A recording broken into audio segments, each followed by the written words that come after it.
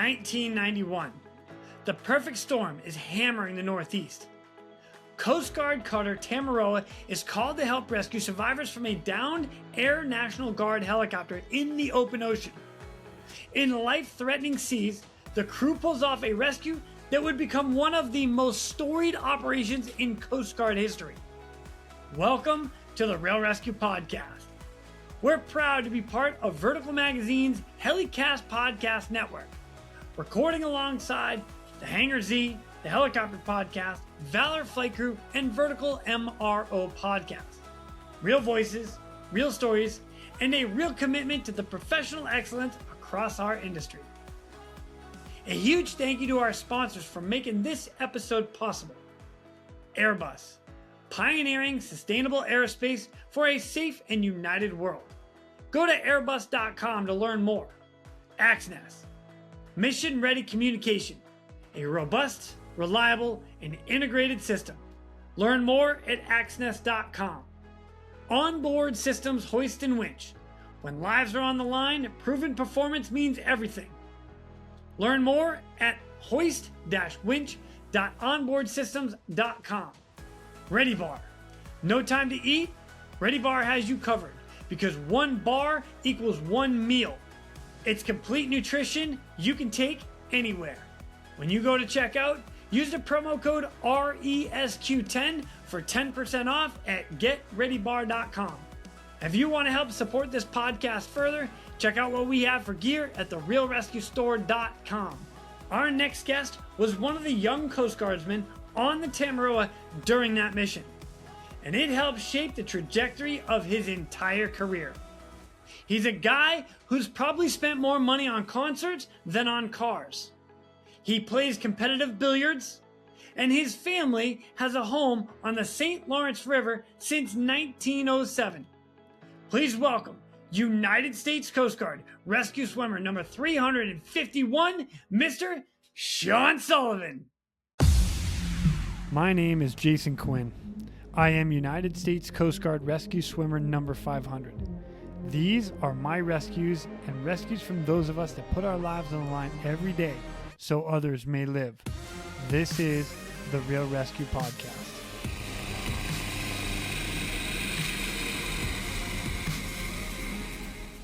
Ladies and gentlemen, welcome to the Real ResQ Podcast. I am stoked to get another one of my Fender brothers on, and it is United States Coast Guard rescue swimmer number 351, Mr. Shawn Sullivan. What's up, Sully? Greetings. How are you, Quinn? Good to see you, buddy. Dude, I'm freaking awesome. It's good to see you too, man. Like last time we hung out, it was literally at the 40th year anniversary in Kitty Hawk. It wasn't too long ago. That was a good time. Yeah. A couple brews kicked back together. A little glass of one pit. thing or another. Yeah. Made for some great stories then too. Man, I have such a good time when we all get together. It's just like, it's so fun. I just love it. I think one of the greatest things about all of that is one of the main thing that I miss about being where we were when we were, the camaraderie and just sitting back, literally sometimes just sitting back and watching guys go and tell their stories and see reactions. That's like soul filling and heart filling every single time. I try not to miss any of them. So yeah, it was a good time. Yeah. You're right on with that too, because there's so many stories that none of us have ever heard. See, they start like all the guys, all of us, we start telling, oh, this is what happened. And then like me, I just get blown away. I'm like, are you like, you can't make this stuff up. It's crazy. Just the stuff that we go through. It's unreal. So, yeah. I mean, on all levels too, right? From training to SAR cases, to just standard work days, to the, to the trips, to EMT school. I mean, it's nonstop. Totally. Well, and you personally had an amazing career with 9 different units, 23 years and 8 months in the United States Coast Guard. Well done, sir. Thank you. I appreciate it. It was my pleasure most of the time. Right on. Kind of. Yeah. I understand that one very much so. And it's kind of cool. I'm going to read an award that you and a bunch of the guys earned on the Coast Guard cutter Tamaroa, the one you were stationed on, your very first unit, because You guys were stuck out in the North Atlantic in the perfect storm. And I don't want to go too far, but you and a bunch of guys earned Coast Guard medals that day. Well done. Oh my gosh. Yes, we did. We Yeah. earned every bit. We earned every bit of it. Well, you know what, dude? I'm looking forward to diving in and hearing the whole thing. So here's the write up. Citation to accompany the award of the Coast Guard Medal to Shawn D. Sullivan, Seaman, United States Coast Guard. Seaman Sullivan is cited for extraordinary heroism on 30 October 1991 while serving as a member of the rescue team aboard the Coast Guard cutter Tamaroa during the daring rescue of 4 survivors from an Air National Guard 860 helicopter in what became known as the perfect storm. The National Guard 860 was forced to ditch in the water because it could not refuel from the C 130 tanker due to the violent turbulence caused by the worst weather in more than 100 years. When the U.S. Coast Guard H-3 helicopter arrived on scene, they could not hoist the Air National Guard crew out of the water because the force of the wind was so strong, the basket did not go down to the water, but went almost straight back into the tail rotor.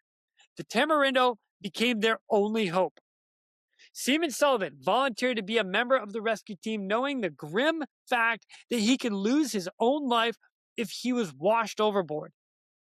As the seas towered above the bridge of the Tamaroa and the weather buoys reported wave heights of 100 feet, the Tamaroa did not have enough power to fight the storm and make a controlled approach to the men in the water. By turning it beam to the sea and using their power, the Tamaroa was able to approach the Air National Guard crew in the water, but at a cost of taking 55-degree rolls. The rescue team could not even walk out of the bow. They crawled on their hands and knees. For almost 2 hours, Seaman Sullivan and the others held their breath as they were completely submerged in 56-degree water as the wave crashed on deck. With an incredible display of teamwork, all survivors were snagged in the cargo net and hauled aboard the Tamaroa. If Seaman Sullivan had not risked his life during the worst storm of the century, the survivors of the Air National Guard 860 would certainly have died. His courage and devotion to duty are most heartily commended and are in keeping with the highest traditions of the United States Coast Guard. Damn, man. What a way to start your career. Are you kidding me? Holy Yeah, smoke. that was an eye opener for sure. It was I thought it was a good write up when we got it. We didn't get it for quite a while afterwards. I guess things like that take some time. There was one particular gentleman on our ship that wouldn't let it go to rest, and the 8 of us that received these medals definitely owe all of that to him. Yeah, that was something else. I remember. So that was the second part of that rescue. The first part of it was the sailing vessel Satori, which was a sailboat that was trying to make its way down to Bermuda, I believe, out of New England. And they had gotten caught up in it and they had gotten smashed pretty hard. So that was our first SAR case. When we saw the weather system building, everybody was just like, hey, let's just, make everything secure for sea and we'll go inside the hook of Cape Cod and we'll wait it out. And after the Satori, when we're behind the hook, we heard what was going on with the Air National Guard rescue that was also trying to aid in a solo sailor on a sailboat. And everybody just determined that we were going to be their only hope to go get them. So through the Cape Cod Canal, we went, spit out the other side, and we're going straight into the angry mouth of this storm. Made as much way as we could. I think when we were full running, full blast, I think into the seas we were making 4 or 5 knots, just getting Holy crap beat crap. out of us.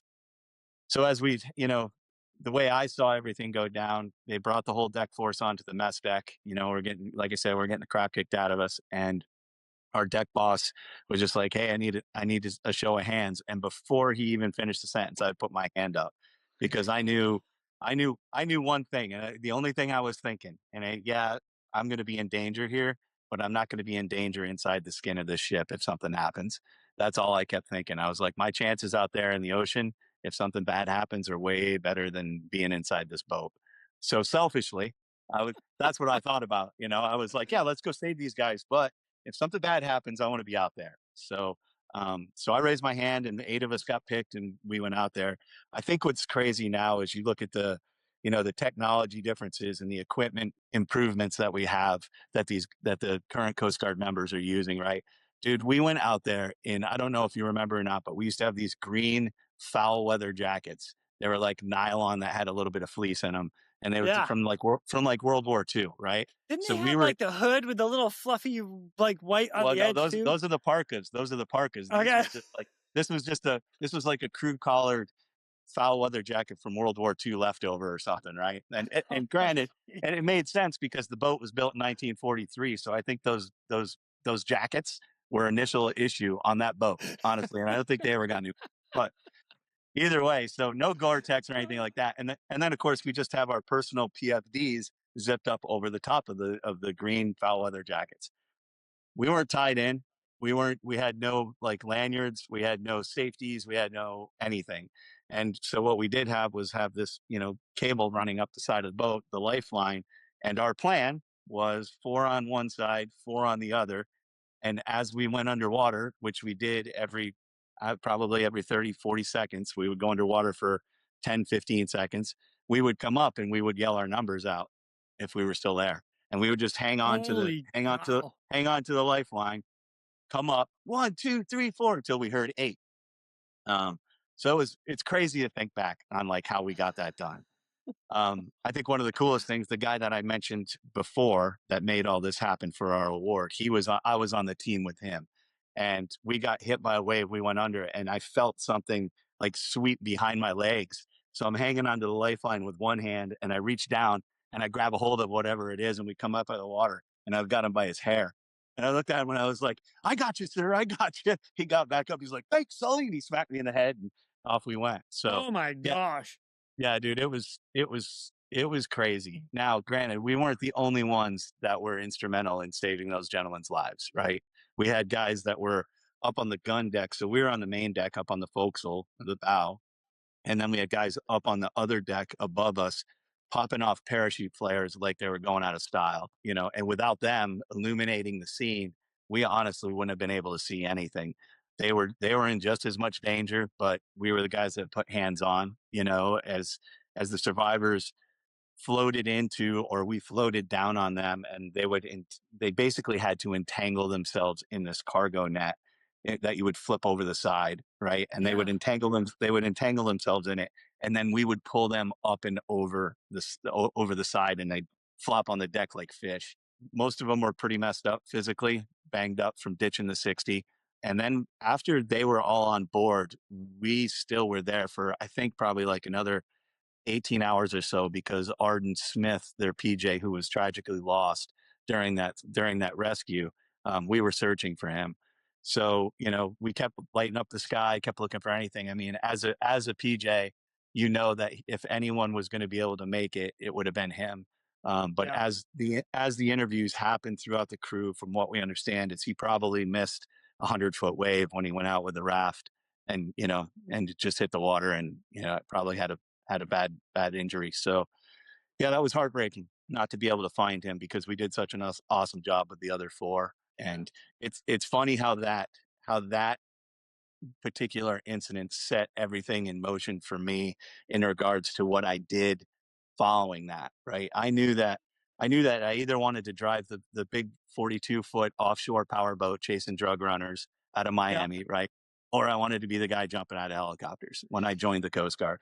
But when I saw the H3 come out, pick up our small boat from the Satori rescue, pick up our small boat crew and the Satori crew, hats off to Dave Moore because he's a legend. But they loaded him up in the helicopter and they flew back to Cape Cod. And I was like, oh man. So they're gonna be home for dinner, right? It's like that's what I want to do. I just want to go out, get my work done, and go home. And I Oh knew it my was in store. gosh. I knew it was in store for us. So I knew right then that I was going to go with aviation. And the other thing is you've heard the old adage that when you're in school, well, why didn't you quit? Well, because I didn't want to go back to a white one. I was done with that. That Yeah, yeah, had yeah. that had solidified my choice. So so off I went. Yeah. Hey, so the H3 got called out, and they helped rescue some of your boat crew, some of your Yes. boat crew. Right. So What happened? the first part of that case was a sailing vessel called the Satori, and we got on scene. They had gotten blown up by a couple big waves. They were having trouble, and from what I understand, there was a man and two women on that boat. The man was the owner, and the two, I think, and the two women were like, "We need help. We need help." And he's like, "No, we don't. We'll ride it out. Everything will be fine. Whatever." So they called in, like a mayday. So we got sent out to them, and at the time we were still. I mean, it was still only 15 to probably 25-foot seas. It was manageable, and we made the decision to put the small boat over the side. We had like an inflatable, Avon with an outboard engine with an engineer, the coxswain, and two crew members. Well, our BMC and our leading seaman at the time were the two crew members, and then the engineer. They all ended up going up to the Satori, like pulling up alongside of it and trying to get them into the boat. And what happened Yeah. was a wave picked the Satori up and landed it right on the bow of our inflatable rescue boat, and it burst Oh the my pontoon. gosh.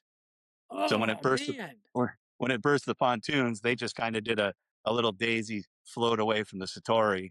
And by that time, it was too dangerous for us to try to pick them up. And the H3 was minutes away, if not on scene at that time.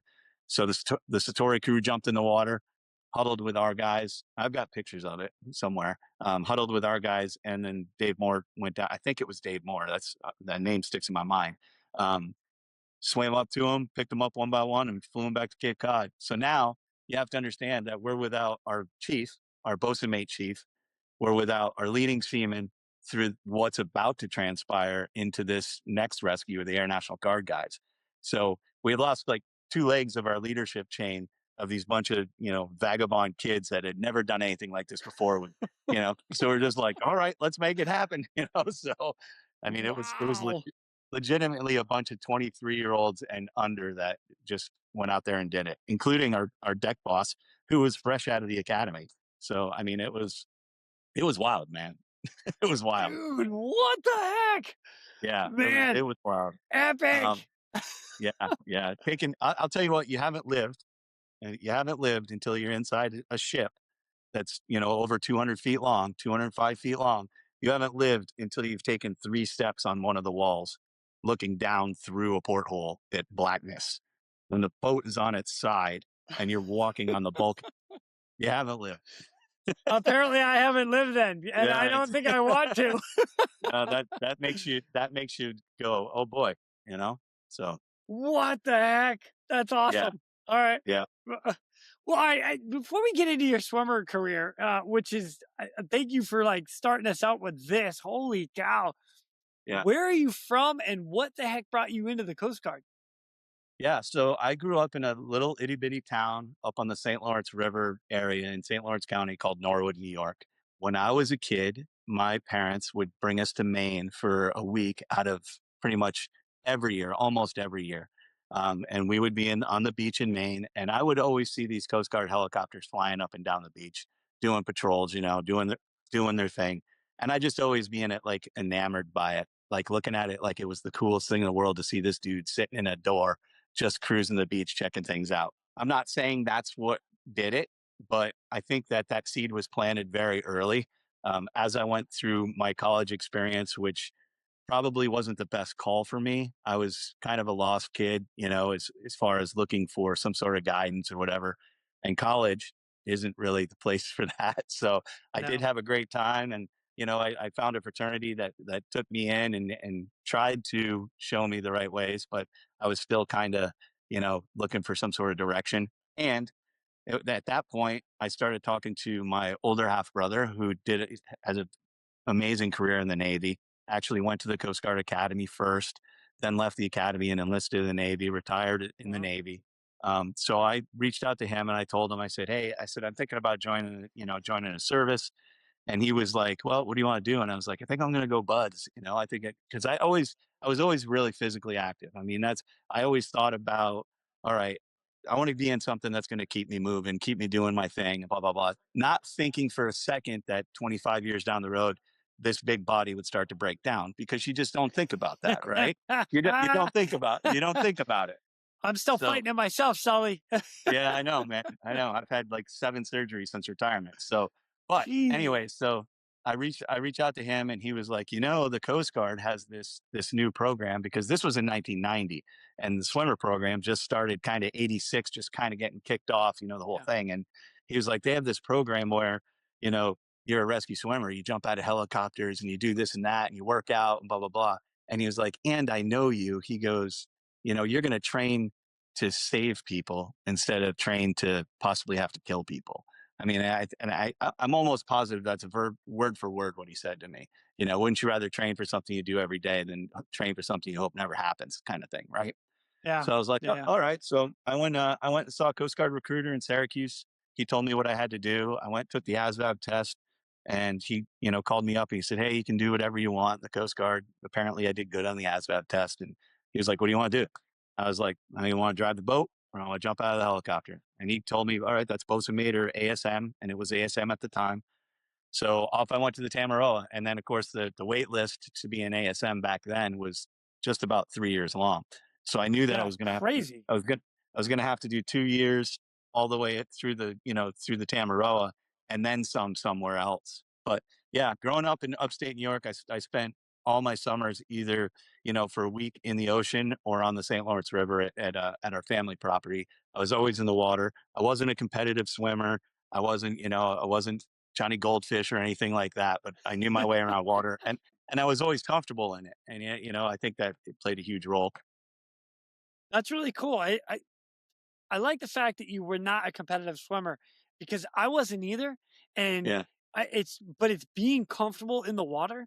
I think Yeah. that's what really helps everybody that makes it through swimmer school is just being comfortable in the water. Some of the guys that we were stationed with are like either A, super good swimmers from back in college or extending into there, or really good surfers. That's kind of Yeah. like you're just comfortable in the water. So you don't mind like having partially drowning. Right. And I think, you know, I think it's funny because I mean, we didn't even have a swim team where I grew up. I grew up, I went to high school. I think our graduating class might have been 100. And that was literally 4 towns feeding into it. So we didn't have a Wow. football team. We didn't have a swimming team or anything like that. But what I did have was a bunch of roughhouse ass friends, right? Like when we were at the rope, when we were at the rope swing or we were at somebody's pool, you know, just wailing on each other, holding each other underwater for 50 seconds at a time, 20 seconds at a time. So I got to Yeah. school and I was like, oh, I remember this. This is no big Yeah. deal. So Brick I ball think before brick ball was a thing. yeah, yeah. Before that torpedo was even invented, you Yeah, know, yeah, yeah. Oh, yeah, torpedo, right? Yeah, we were you got rock. kicking the crap out of each other in the water. So, I mean, Oh, obviously everybody finds their way. And I think that set the foundation for what I wanted to do. And like I said, yeah. I just knew I didn't want to go back to a white one. That's all. Yeah, yeah, yeah, right on. That's funny. And then you did one short little stint at a communication station, and that's basically where all the radio calls come in, the Mayday, Mayday, Maydays, and whatnot. So you did that for a short stint, and then you went to swimmer school, and then off to Miami, right?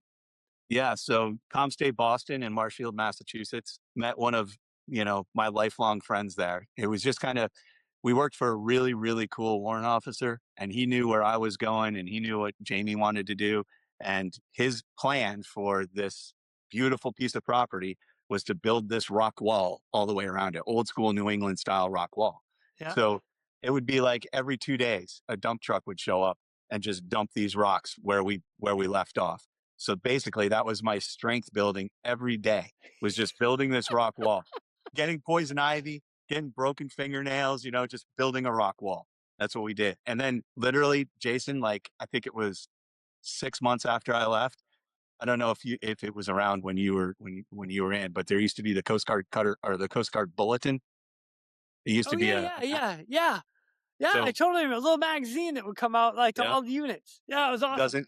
Doesn't that unit end up on the cover with our beautiful rock wall all, you know, highlight. So yeah. Oh, sick, dude. So yeah. What I really am excited about is the fact that Boston rubbed off on you so much that you're a Boston Bruins fan. So My dad was from New England and you know oh, raised even better. So Yeah. you had no choice.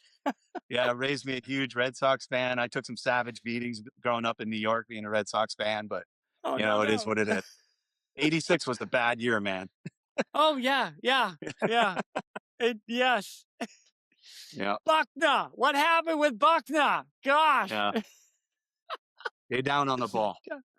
Oh my gosh. So funny. All right. Well, you get through swimmer school and you get down to Miami.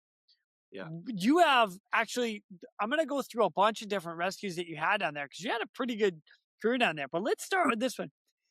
Do you remember your first helicopter rescue? We already know you got a badass rescue off the boat.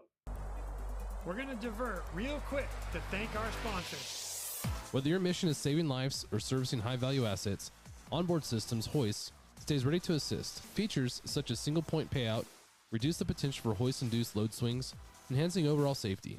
For more information, go to hoist-winch.onboardsystems.com. I think I remember it. I mean, it's a long time ago and a lot of time between there. I want to say that we were doing it started as a training evolution down at NAS Key West.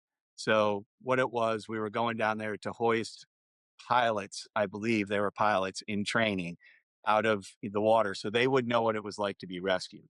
So I was with a, standard crew. We went down there and I was in the water probably 3 hours fighting current because they would go in the water and we were like in a ridiculous current fed place, right? I mean, it was hauling because the tide was going out and it was hauling. So I was kicking and kicking and kicking and kicking for like it seemed forever, right?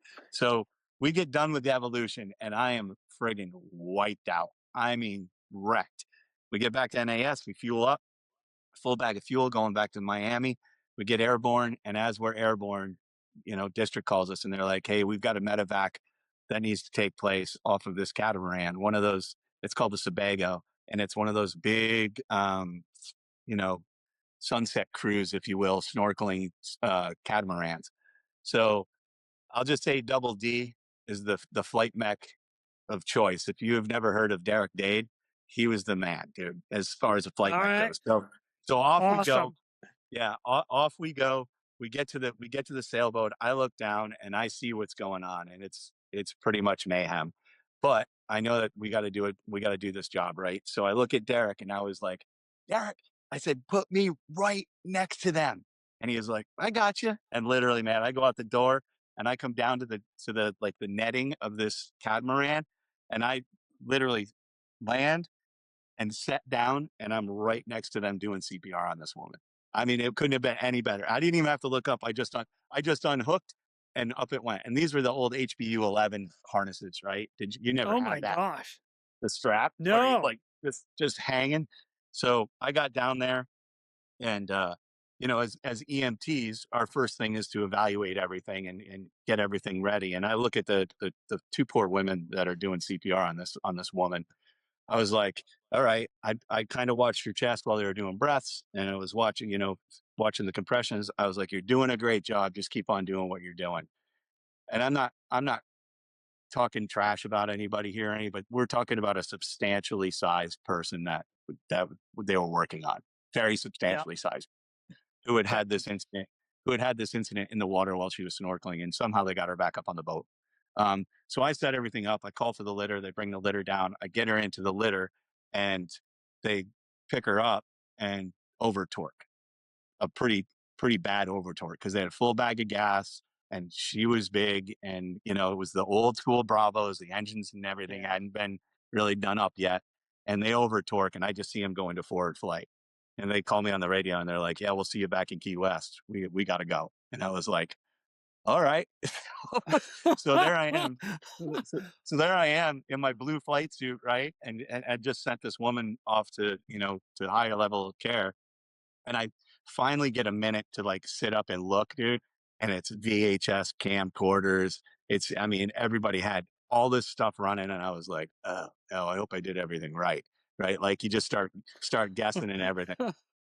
So I'm like, all right. So the captain or the kid that was running the boat at the time, he came over and he gave me a big hug. He's like, "Thank you so much for coming out here and stuff." I was like, okay. And of course, this woman's partner is on the boat. And I'm just like, she's like asking me all these questions. And I'm like, I don't know what to tell you. I said, they're taking her to Ohio level of care. But I knew right then, I mean, just from the visual signs of what was going on that, she had expired. So, but yeah, the ride back to Key West was interesting because there, I knew that I had to get back on the plane and fly to Miami. Meanwhile, they're all walking up to me. I mean, suntan, bathing suits, yeah, everything, just walking up to me, handing me drinks. And I was like, I can't drink. I can't drink. So it was like an hour and a half. Well, I mean, you probably could have. I mean, you're not flying. All those camcorders running, man, I wasn't taking a chance because I'll tell you right now, I wanted to celebrate, but we ended up celebrating later. But yeah, so that was I think that was my first one. That it was like, all right, welcome to the aviation world. So, dude, yeah, yeah. I did not expect you to say you got left on scene. I didn't see that one coming. Yeah, that was an hour and a half to an hour 45-minute ride back with not a bad looking crew and not a bad looking bunch of customers. It was a good time. Dude, that's awesome. Yeah, did you have all your swimmer gear with you? I did not at the time. I brought my. Oh, that's too bad because I'm thinking like maybe you could have got snorkeling for a little while you're on the boat. Right, right. Yeah. Well, and like I said, it was probably the longest day. In fact, it was funny because things have changed, I think, pretty much in the Coast Guard. But on the way back, when I got back and we were flying back, apparently I asked the aircraft commander, I was like, hey, is it cool with you if I just throw a gunner's belt on and kind of stretch out? Because I mean, I had a day, man, and I was wiped out. So I'm laying on, this is what Derek told me. I'm laying on the deck, like with my feet towards the door's shut and everything, but I was out. And I guess the aircraft commander was just kind of rolling the helicopter over and over, and I was just flying bang, bang, and I never woke up. Yeah. And then helmet sliding across the deck, I didn't even wake up. So you hit the mic. What are you guys doing? I am trying to sleep. I didn't wake up. After I woke up, the flight mech looked at me. He goes, "You were out, dude." And I was like, "Yeah, that was a day." So, yeah. Bro, that's awesome. Yeah. Oh man, that's hilarious. Another one you had down there in Miami. It actually, you ended up it's kind of a funny story because you delivered a box lunch. What is that? Yeah, so my nickname was Box Lunch for a couple weeks anyways, but that's hilarious. Yeah. That tells you have a really good shot. When they can bust your balls and you can take it. Well, listen, man, God bless his soul. Roger Shivers was the chief of my shop in Miami, and he was probably one of the best guys you could ever have in a shop, as well as one of the worst guys you could have in a shop, because like he made us all the second classes and below. He made all of us get Falcon qualified, his basic air crew. And, I don't know how well you knew Roger, but it was always just like, if I got a deal for you, he would always say it. And as soon as he said that, you knew you were just hosed. You're going to Gitmo for 3 weeks. Say goodbye to mama. And just like, whatever. So either way, so this, I can't remember if I was in Gitmo when this happened or if we got launched on something. Anyways, we got to this fishing boat that was without power, right? And the guy was waving at us and stuff. So we make the approach and they lower me down to the boat. And he did speak English, it was broken English, but he did speak English. I was like, is everything okay? And he was like, I'm hungry. And I was like, what? And he's like, I'm hungry. And I was like, well, what are you doing out here? Do you have a plan? Do you need help? And he's like, no, just hungry. And so I call up to the helicopter and I was like, the guy needs some food. And so they lowered down some box lunches. I gave him some box lunches and we redirected there was a surface asset apparently in the area. And okay. Yeah, they redirected the surface asset to it. And they picked me up and I got in the back of the plane and I was like, this is a great job. I did Domino's delivery guy, So yeah, so I did that. I did that. Uber Eats before Uber Eats. Yeah, exactly. Dolphin does snacks, whatever. I don't know. So dude, yeah, that come up with a whole bunch of names. This is great. Oh yeah. Yeah. There's absolutely. The carrot gets delivered again. 1-800-65-EATS. But yeah, so I took the brunt for that for a little while. Oh, that's always good shit. Sorry, good stuff. hilarious. There's another one. I'm just gonna keep going through these because I love this stuff.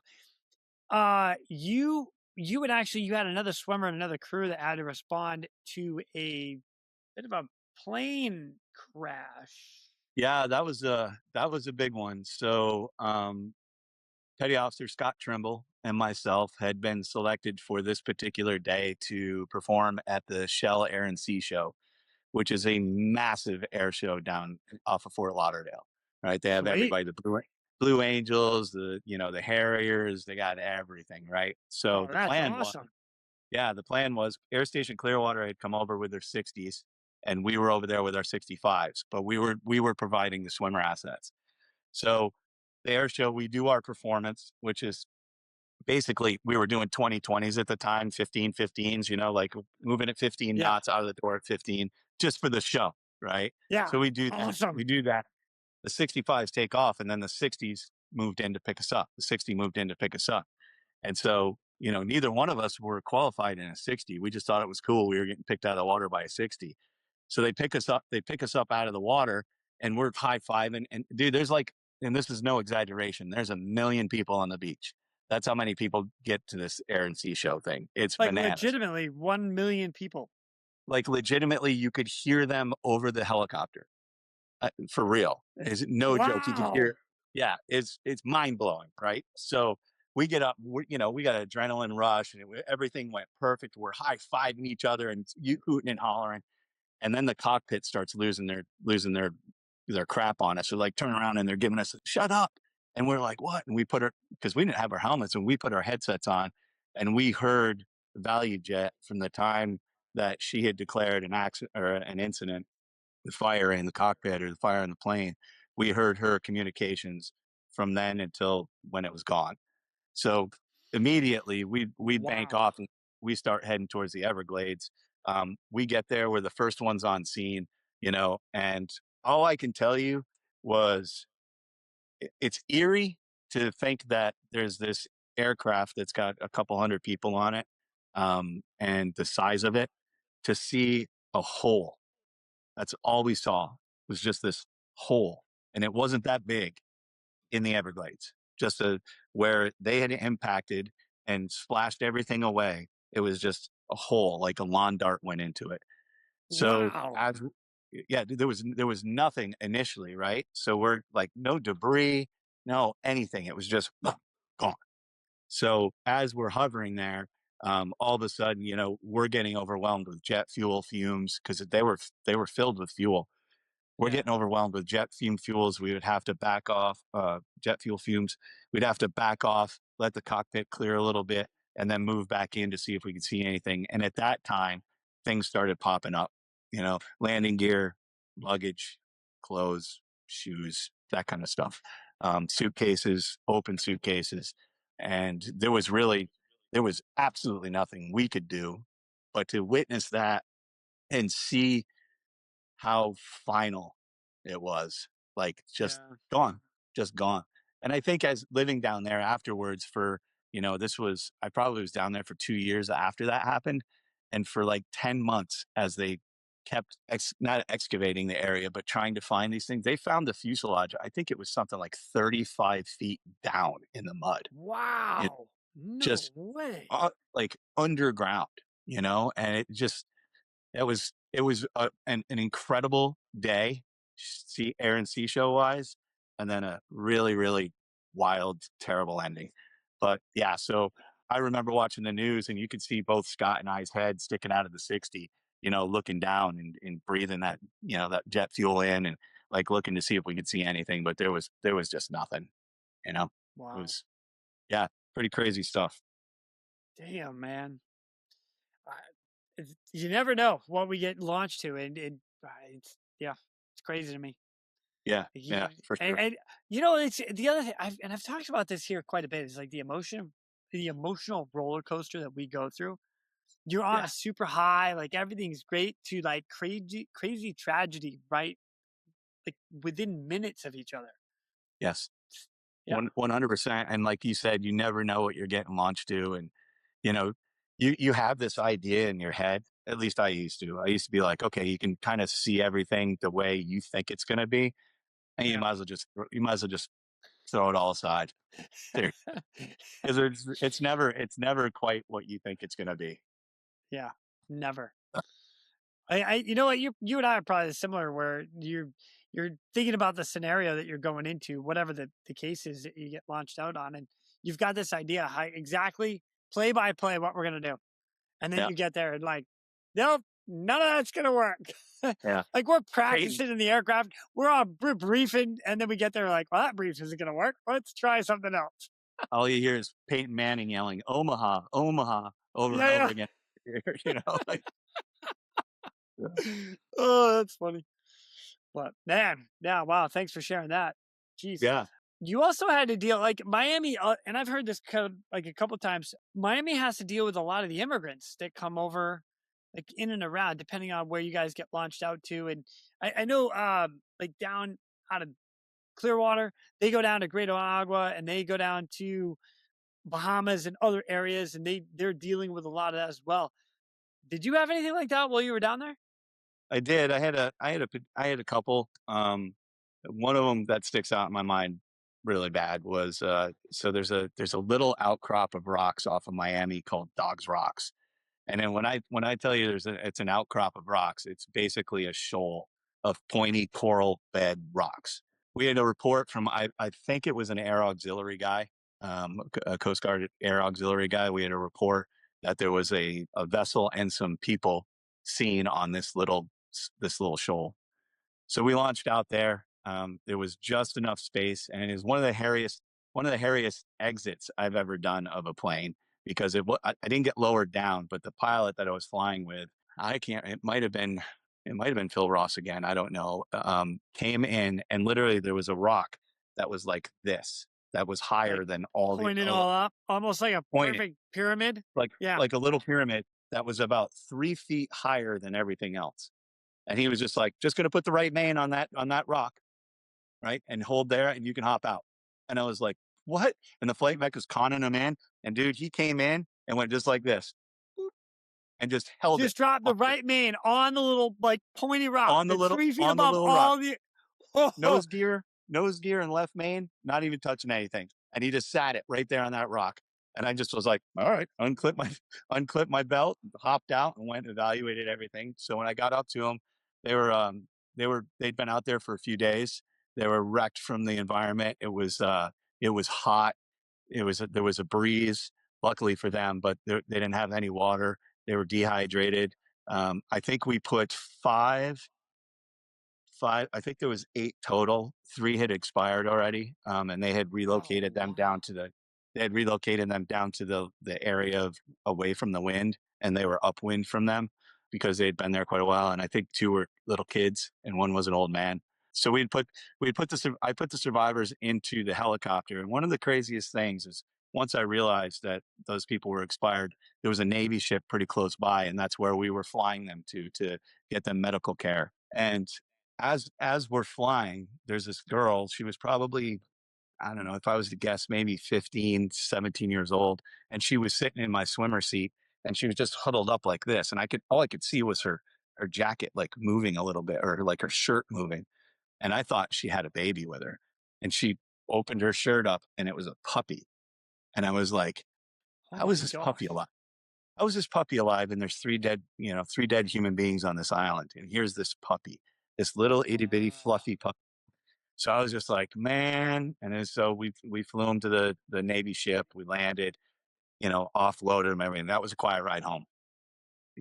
That was a quiet ride home. And like my worst thought was, all right, they're going to tell us to go get these expired kids and this expired old man, but they had sent a surface asset to go get them. But yeah, that was a wild one. When I saw the puppy come out from under her shirt, I was just you don't get it, right? You're like, you got 3 Yeah. dead humans, and this puppy lives through all this, So Yeah. Tough stuff. Yeah. We see a lot. We see a lot of craziness. So Yeah. I am glad to hear that you got the other ones though. And Like, what a great idea to land, like, or at least get down low where you can just load people in without having to. Well, yeah, because I mean, I think two out of the five that we put in, they couldn't. They were non-ambulatory. I basically carried them and put them in. They didn't have much time left. Wow. And I never found out. I'm sure they got taken care of. I'm sure they got IVs pumped into them stuff, but I never found out like if everybody made it. But they were pretty messed up. Interesting to hear that they were stuck there for days too. That's Yeah. that's Well, wild. Like, that's just me assuming they were either there. They were either on the boat for days, and then they found that little crop of rock, or they had been shored up on there for days. I don't know, but they hadn't had anything to eat or drink in at least 3 days, probably. So, wow. yeah, Damn, man. man. Tough stuff, man. Tough stuff. Yeah. Miami, dude. Miami. Well, they got that busiest air sea and what is it? Busiest air sea rescue unit in the world over the door for a reason. It was really busy. I mean, we had a shop. I think we had 15 guys in that shop. We had Oh wow. Falcons. I was down there for the RG8 experience. I don't know if you ever heard of the RG8s, but I was down there for that. It was a heck of a first unit. It really was. I mean, as far as being busy and seeing stuff. We're gonna divert real quick to thank our sponsors. Axnis. The Axnis PNG wireless ICS system delivers cutting-edge wireless ICS technology to any aircraft. As a fully integrated system or as a carry-on, carry-off mobile base station, the PNG wireless system is the right solution for any mission. Well, I'll tell you what, I'm going to ask for one more story there because, there's apparently you and one of the guys, Ted Hare, have like a little story about with a shark or something. Yeah, it wasn't so much. It wasn't so much me. I was involved because I was on the other helicopter, but so we went out. The stand team was there. We went out to do our swimmer part of our stand check, and Ted. I think Ted was with Master Chief Jelikoska, I think, if I remember correctly. And I was with Ted Finney. And Ted had gotten to this section of the swimmer flight where they run through, okay, now the swimmer is going to give the emergency pickup signal, right? That's, we had that whole procedure. Well, meanwhile, you know what? I'm going to elaborate just a little bit more on this because I know what you're talking about. But for those that don't, we had a very regimented section. You do like a free fall out. You would get a basket pickup. You would come back into the helicopter. You would do either another free fall or a harness deployment into the water. You would do a second basket pickup or somewhere in there. And then at the end of the second basket pickup, or maybe it was, I maybe have a little bit off, but at the end of it, you're supposed to give a wave of the hand, which is an emergency pickup. It was very sequential as far as how the operation went. And it didn't change ever. It was always the same. So you could say, all right, we got 6 deployments. This is what we're going to do. This. All right, we're going to end it with an emergency pickup. So Ted goes through everything that you're talking about in order, in succession. Unbeknownst to the helicopter and the flight mech, Ted had been visited by one of our finned friends, a blue shark. And now the initial contact, this is Ted's story. The initial contact was a little one had come up and was checking him out and got close enough for Ted to give him a punch in the nose, get away from me, whatever, right? And Ted says, what? Ted says that it swam away and mama came back. It went and told mom, that guy just punched me in the face. So now there's a bigger blue shark that Ted is dealing with at the exact minute that he's given the emergency pickup signal. But he's doing it for real. There's a shark in the water. There's a shark in the water. I'm dealing with a shark down here. And up in the helicopter, they're like, yeah, rescue swimmers giving the emergency pickup signal, blah, blah, blah. And just taking their time, one blocking the hook down. Meanwhile, Ted's down there wrestling this shark or trying to get away from it. Dude, so what the heck? We thought that was pretty funny. So, and to end the story, what was even better, and I think he probably still has it. So I walk into the shop after we're all said and done. I walk into the shop and I had, for some reason, worn my Greg Norman shark hat to work that day. And I walked up and I was like, here you go, buddy. You earned it. And he looked at the front of it and it's the Greg Norman shark on a black hat. And when I saw him a little while ago. I was like, "Still got the hat?" And he's like, "I don't know." But yeah, it was a pretty cool story. So then I Oh, man. said, when we were talking earlier, I said I think there was a change that the rescue swimmer emergency pickup signal will always be handled as an emergency. There'll be no complacency. There'll be no like, oh, it's just part of the checklist or part of the evolution checklist list. So you're not relaxed about it. I'm pretty sure that changed a lot of things. So I'm gonna tell you yes without having experienced that side of it. Like all right, so fast forward many years, couple years later, I'm up in Alaska and I'm doing a swimmer flight. I got Jason Bunch in the water. I'm the second swimmer, and of all people, I've got Scott Harris in the back. He's running the hoist. He's flight mechanic, and Yeah. I didn't even know that swimmers could be flight mechanics. I was still kind of learning the game. That I had just been qualified for a little while, and they brief everything that we're talking about here. Hey, you're going to do this, and end it with an emergency pickup. Well, me and my ADHD and all that, I'm like, yep. Okay, emergency pickup. Got it. I got the last one, right? So Jason free falls into the water, swims away. Well, I free fall into the water and I start swimming over and I turn around and I just give it an emergency pickup. And the pilot's like, we got an emergency pickup. Man, the hook comes right down. I connect, I come right up. And Scott leads on.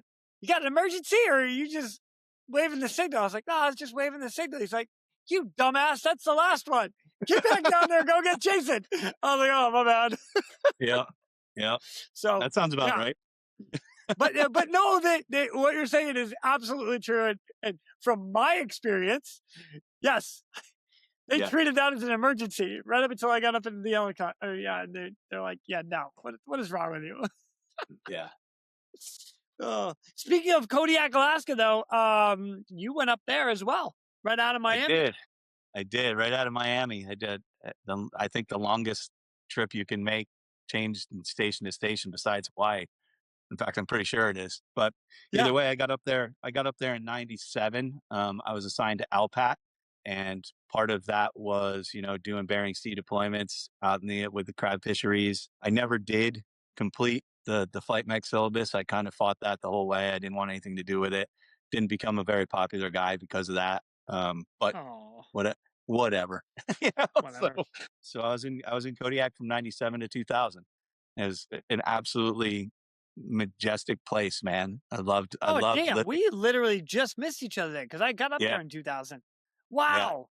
Oh yeah. Okay. Yep. I left early spring. Well, was there anything that stood out to you in any of your deployments? Because I mean, you had 3 deployments in the Bering Sea off the back of cutters, and by the way, you got back to a white one. It's a little different when you're on a helicopter, though. It's totally different. I sure did. Yeah, no, I mean the 378 deployments in the Bering were incredible, right? I did have a medevac that I remember. I remember going down and, like coming from Miami where pretty much most of the time it's nice and calm and the water's not crazy terrible and all that stuff. I remember leaving the helicopter, looking down at the bow of this processor that I was medevacing this guy off from. And I remember just going up and down and up and down. And, that's why we have the best flight mechs in the world, because, you trust them, you trust the pilots. Yeah. I was in a 65. So, the boat's doing this and the 65's matching it. And they put me right on the deck, no problem at all. I didn't have any problems. Got the medevac done.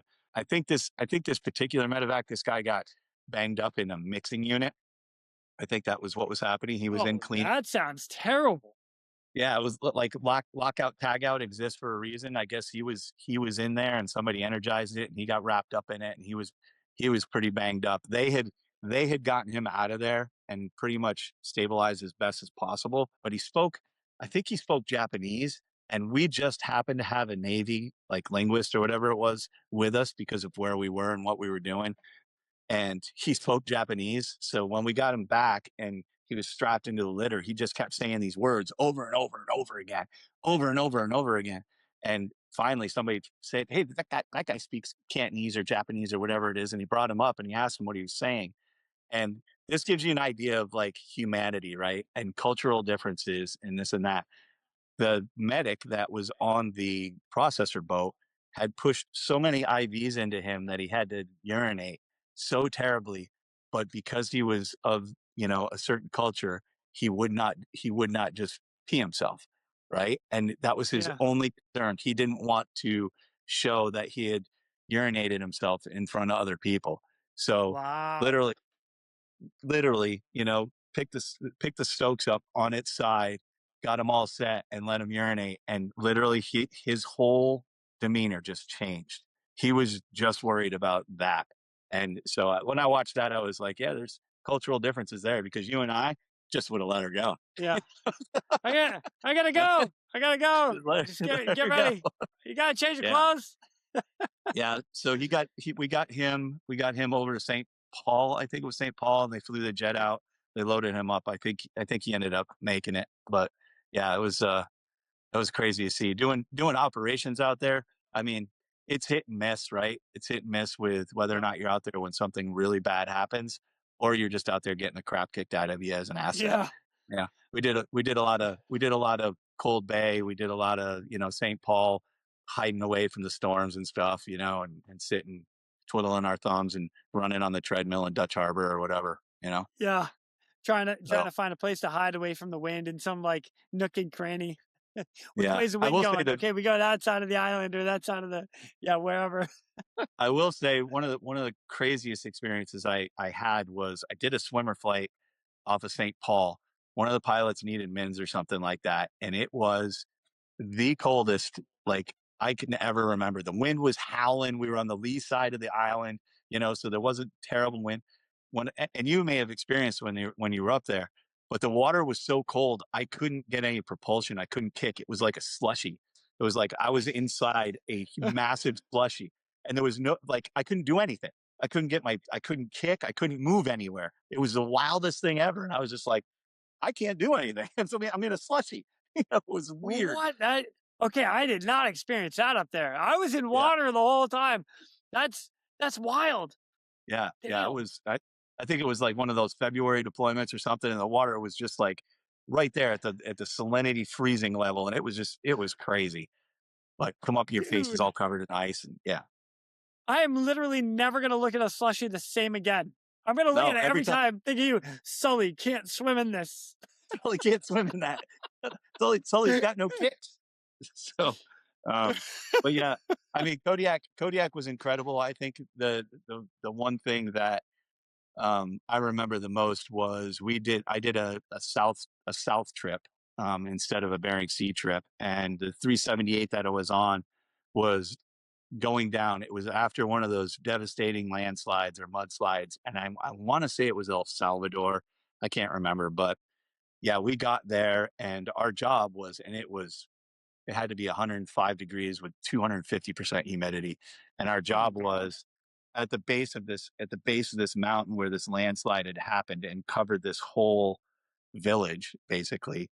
For whatever reason, dude, I don't know that the powers that be, why it does what it does sometimes, but the majority of the survivors out of this terrible thing that happened were children.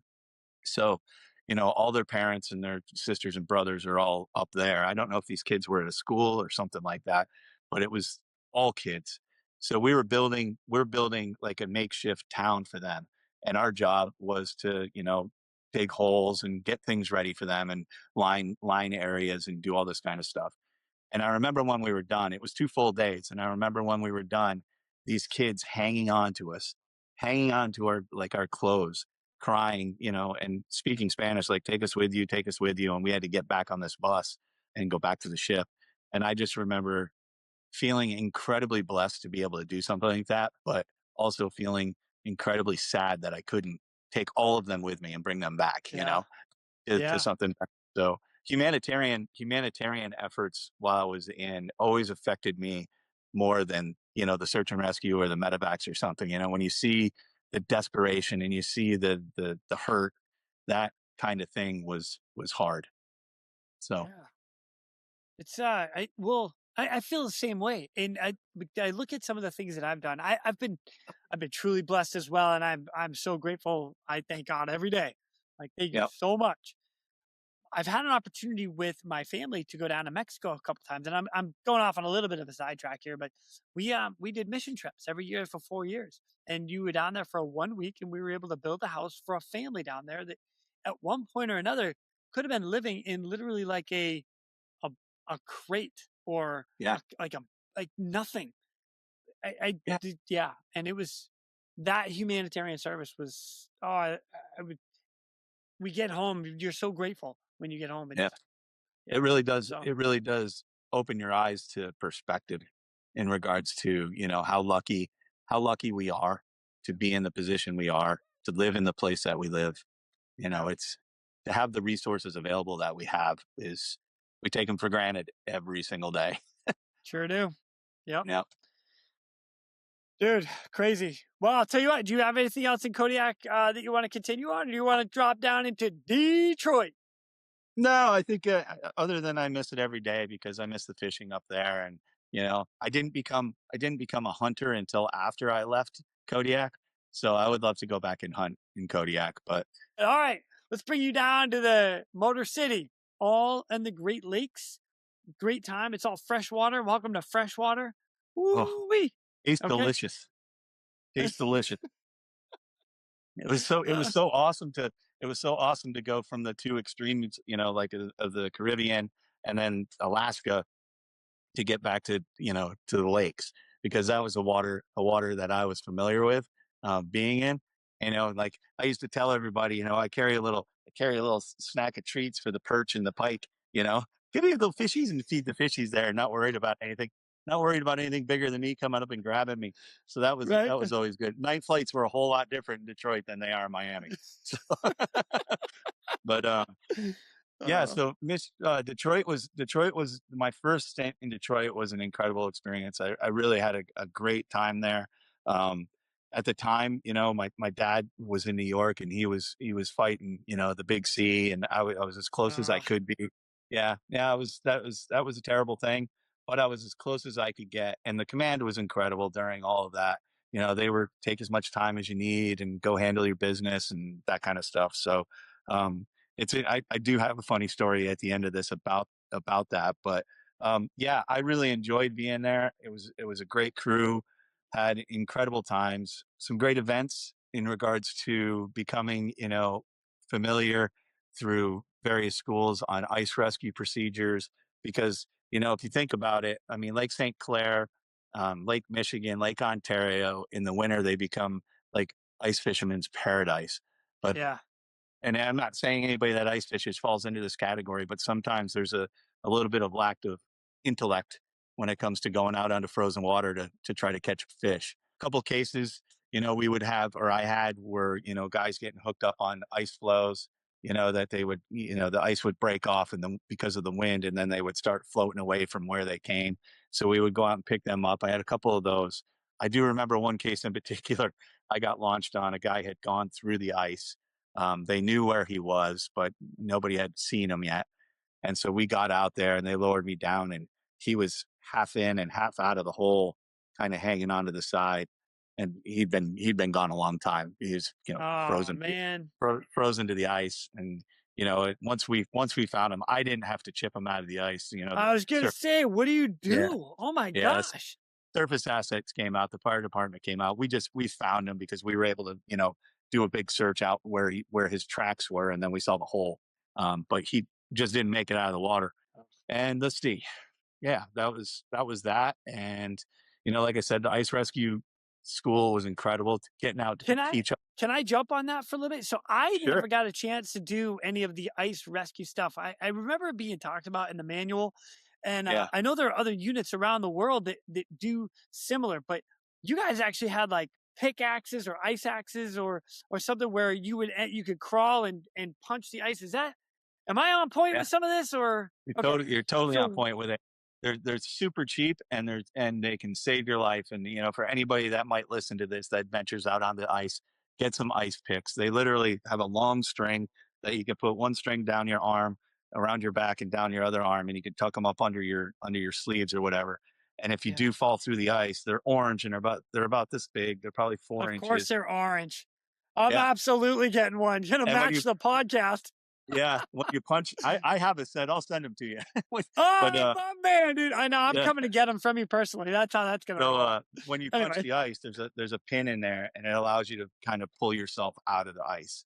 So yeah, anybody that's listening that goes out on the ice, get some ice picks. I mean, even if you never have to use them, they're nice to have for sure. I mean, I've seen situations, ice picks and strobe lights. That's all I can. That's two things that I always say for people that go out, either on the water or on the ice.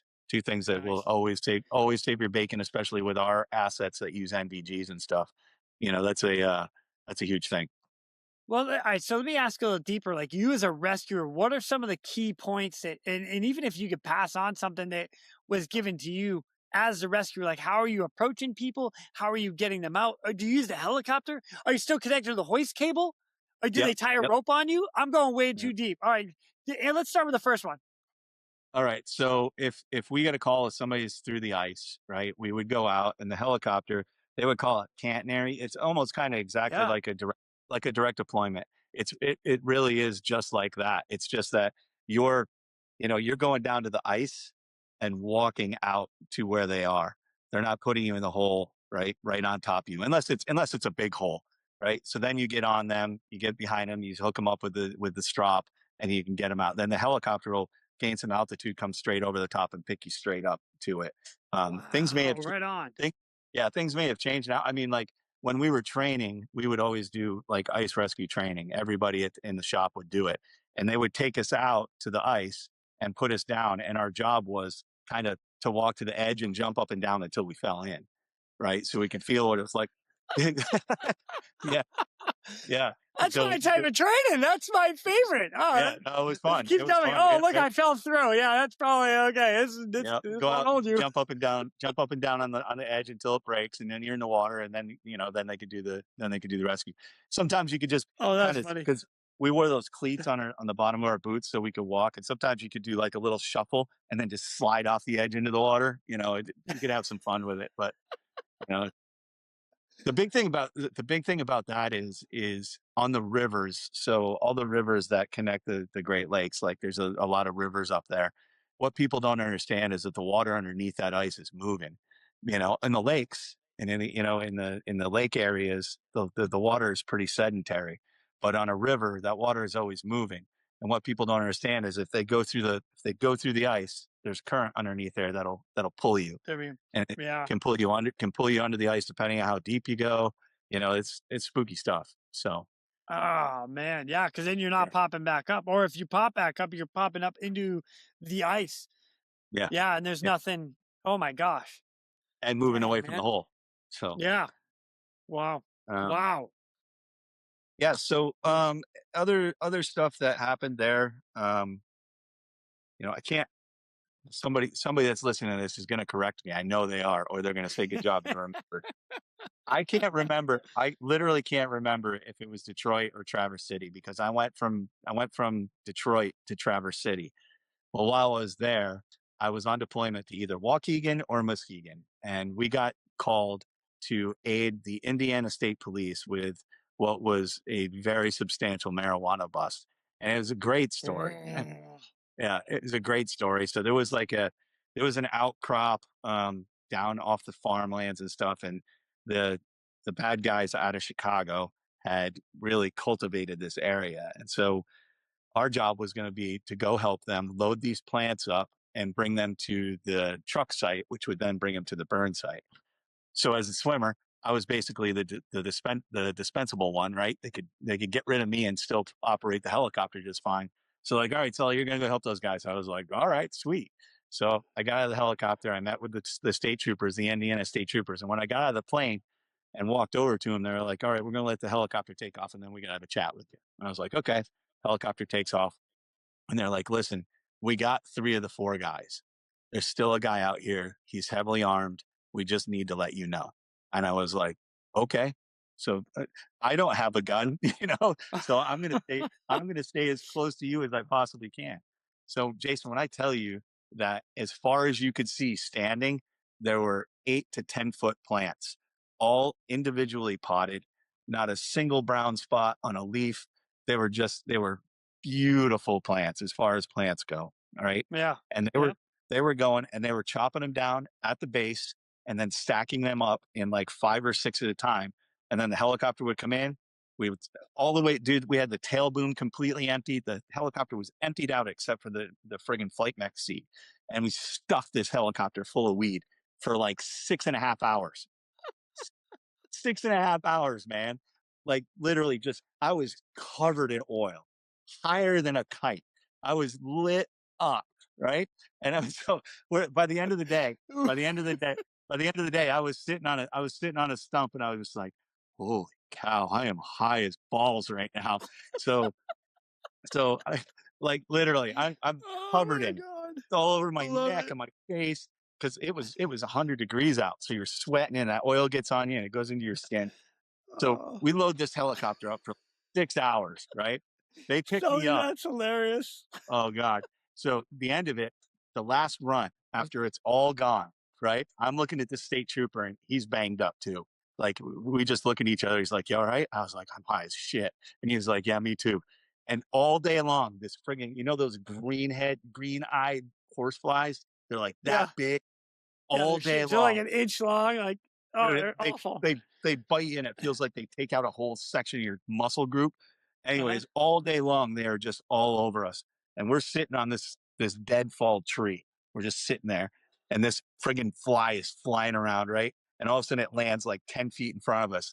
And this state trooper looks at me and he goes, kill that mother effer. And he hands me his gun, right? We're both high as shit.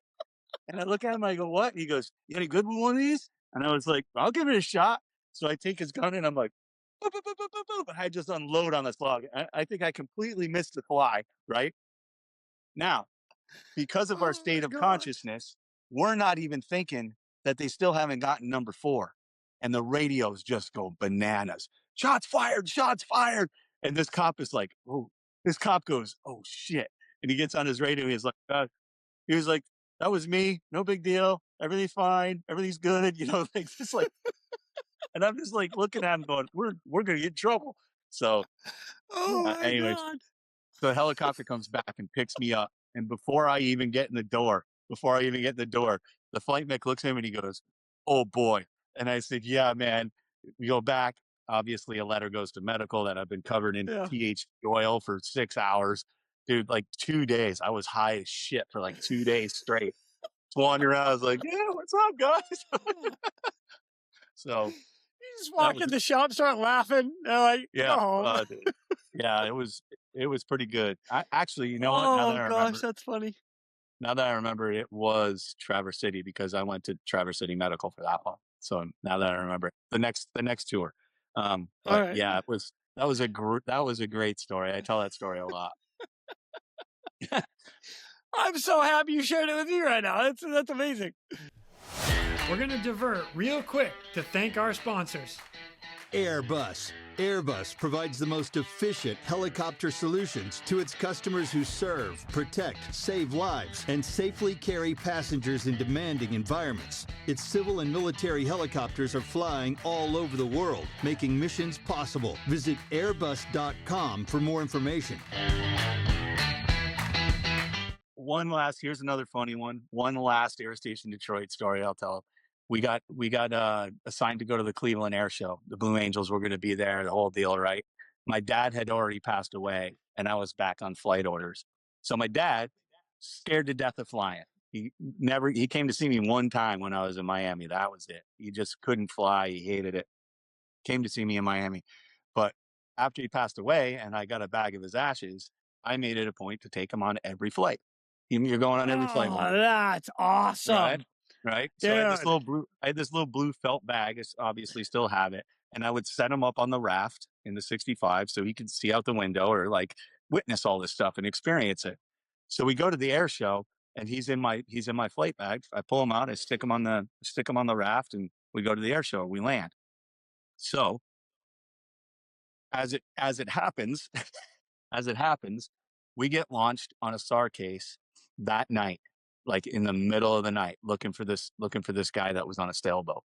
We end up finding him. He was a prominent figure at one of the universities in Rochester or Buffalo. and everybody wanted to know where he was. And we found him, and he had been out on a handmade wooden sailboat, and the wind came up and the sailboat had broken up, and he had been in the water way too long. He had passed away from exposure. So we find him. I pick him up. We get him to the hospital. We're spent. We're bagged out. Whole deal. They send another crew down to relieve us. We're driving back to Detroit, and I'm in the back seat, and I get into the details of the medevac or of the recovery of this guy. But when I swam up to him, he was floating, facing away from me with his arms. He did everything right. He had his arms in his hands in his armpits, his legs crossed, his hood up, the whole deal. He had tried, and he had a PFD on. Yeah. I spun him around, Jason, and it was an absolute spitting image of my father. Like, and I don't know if I manifested that, if I saw that or whatever, but I just got chills. Dude, I did too just now. And I did like 15 back kicks, dude. I was like, whoa! And I friggin' kicked backwards. And I was just like, what the, in my brain's like, just handle your business. I was like, that's my dad. Right. So anyways, I shake that all off and we get him and we go away. So I'm in the van and we're riding back to friggin' Detroit. And I'm in the back and I'm going through it in my head. And all of a sudden I'm like, my dad's still in the plane. So I forgot my dad's ashes in the helicopter. Right. So I get back to Air Station. We get back to Air Station Detroit. I go up to the ops center immediately. And I was like, hey, can you get me the aircraft commander's number, please? And they're like, sure. So I call them and I was like, hey, listen, I said, this is going to sound really weird, but in the back of the helicopter that we left, I said, on top of the raft, there's a little blue felt bag. And he goes, all right. I said, can you make sure that gets secured and it comes back to Detroit, please? He's like, what's in the bag, Sully? And I was like, yeah, it's my dad's ashes. And there's just silence. And he was like, what? And I was like, yeah. And I told him the story. I said, my dad was afraid to fly. I wanted him to see what I did and this and that. And he was like, got the bag. We'll bring it back to Detroit. So my dad had a little bit of an adventure as well. Oh, that's awesome. Yeah. Yeah. Oh man, what a good unit. What a good adventure there. Holy smokes. It was a good one. So one quick other thing. We have a safety stand down. This comes back to the beginning of my career. We have the safety stand down. I have duty and I'm walking into the ops center to do duty stuff, right? And I see this guy with his back to me, little short dude. And I'm like, and I look around and I look at him and I was like, I know that guy. And so I kind of do my thing and I go around the bench. I look at it, I see his name tag and I was like, I got him. And I walk up behind him and I whisper in his ear and I was like, last time I saw you, you were soaking wet and you were crying for your mama. And he turned around and it was Graham Brashear, who was the aircraft commander of the 60 pilot of the 60 from the Perfect Storm. And he was there. What? Right. Exactly. He was there for a safety stand down to tell the story about ditching the 60. And he turns around and dude, he's a colonel at this time. He turns around and he looks at me and he goes, Sully. And he just wraps me up in this big hug. And I was like, how are you, sir? Oh my God, dude. Yeah, it just came like full circle, man. It was wild. So, but when I whispered in his ear, everybody just looked at me and they're like, what is Sully doing? And this colonel spun around and he just looked at me. He was like, oh my God. And he just gave me this big hug and we hugged for like 10 seconds. It was awesome. Wow. Yeah, it was really cool. Yeah. So then he was there. Awesome. He was there to speak at our like safety stand down about ditching planes and stuff. So it was really cool. Dude, that's epic. Are you kidding me? That's great. Yeah. Wow. Full circle stuff. Yeah. You know what? You did not brief me on that one before. It's still. I just thought about it. I'm sorry. God, that's great. Yeah. I just thought about it. But when we went to Boston for our Coast Guard Medal awards, right? Like the first thing, those four guys that were there, and they just looked at us and they were like, your hands don't go in your pockets this whole weekend. And they just literally just took care of us the whole weekend. They were incredible. Awesome. Yeah, they were great. Wow. Sorry to sidetrack you there. I should have given you that answer. No, are you kidding? I'm so excited that you just sidetracked me. That's awesome. It just popped up. That's like those are one of those moments in time where you have to embrace what you have in front of you at that moment in time. Sure. You have to. Heck, yeah. Oh my gosh. Yeah. No. Woo!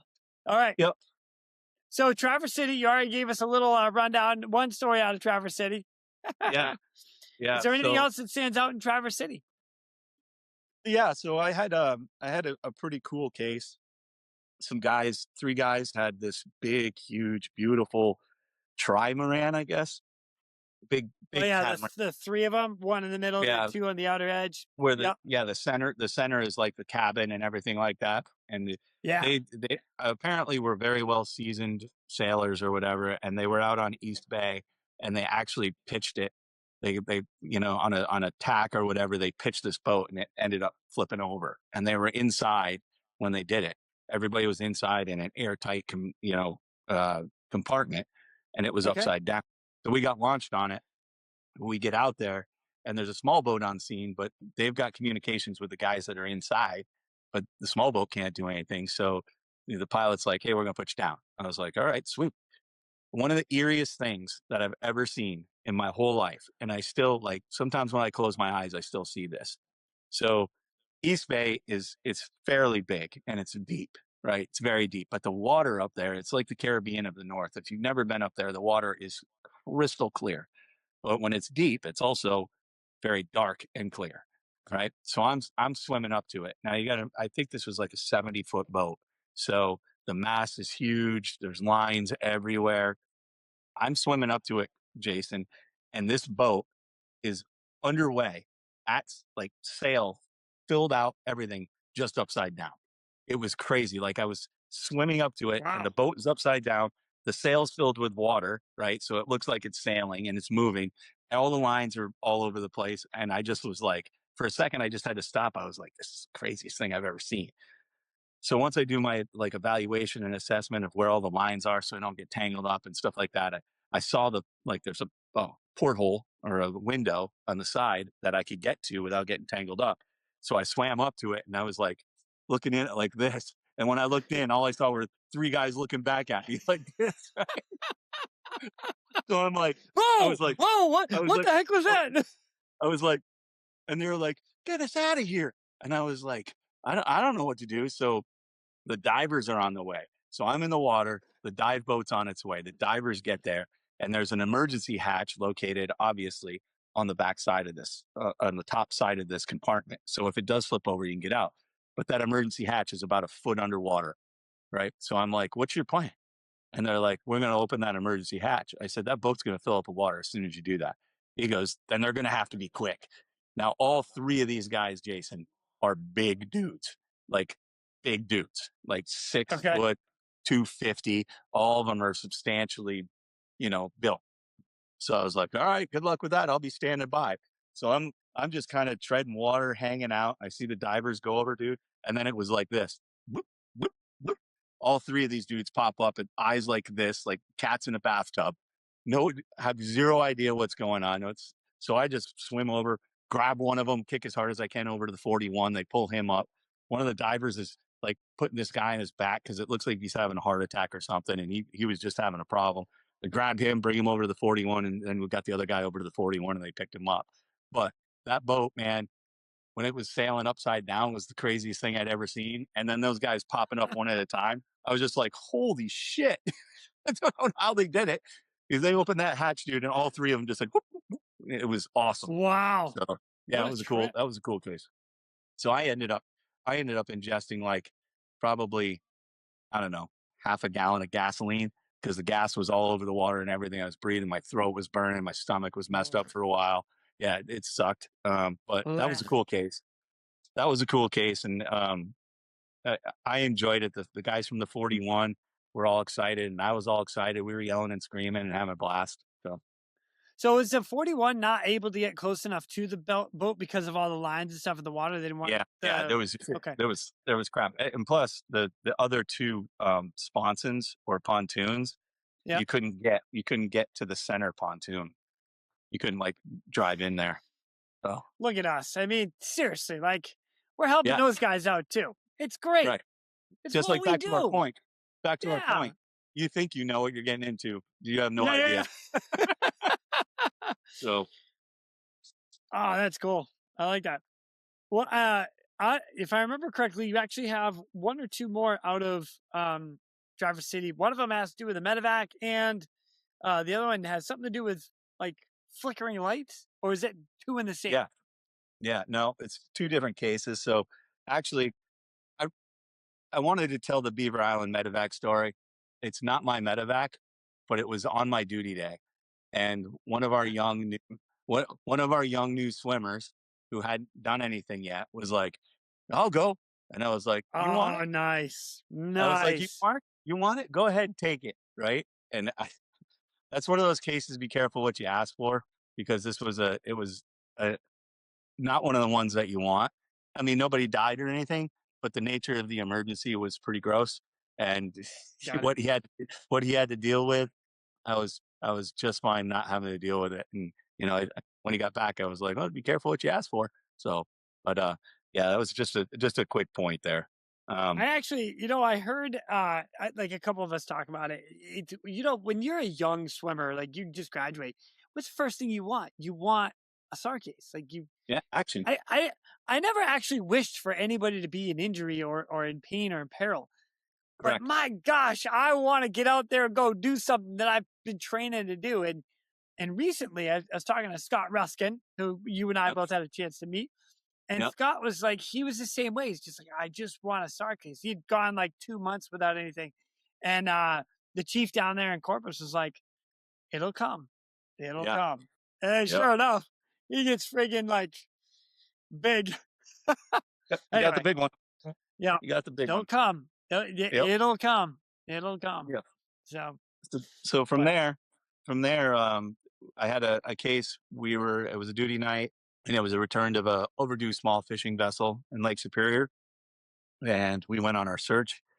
First initial search, to my recollection, turned up nothing. We're on NVGs, and it's just one of those dark Michigan nights, man. In the winter, it was cold, it was windy, it was nasty, and as far as I remember, we were getting pretty close to being, low on fuel and having to go on our second on our second search, and we were all NVG'd up. And I can't recall who it was. It was either one of the pilots or one of the flight mechs that saw this glow beyond the horizon, just boop, boop, one of those things, one of those glows. So the pilot pulled up where we were and how close the nearest land was, in case it was an antenna or whatever. And he's like, "There's nothing out there, boys. Let's go." So off we went. We went in that direction. We got there, lit up the light source, and it was literally this guy sitting huddled up on the top of the on the bottom of this boat that had overturned, and he was just flicking a lighter. That was it. a lighter. A lighter. Somebody had taught him that any light source out there can be helpful. And after we talked to him, he's like, "You guys flew by me probably 3 or 4 times before I pulled my lighter out, realizing that if I had some light switches and you guys were on NVGs, you would see me." So I get down there, I get in the water, and I swim up to him, and water was friggin' cold. The air was cold. The wind was cold, and he was all huddled up in his camo jacket, hood up, the whole deal. And I said, "Is it just you?" And he said, "It is now."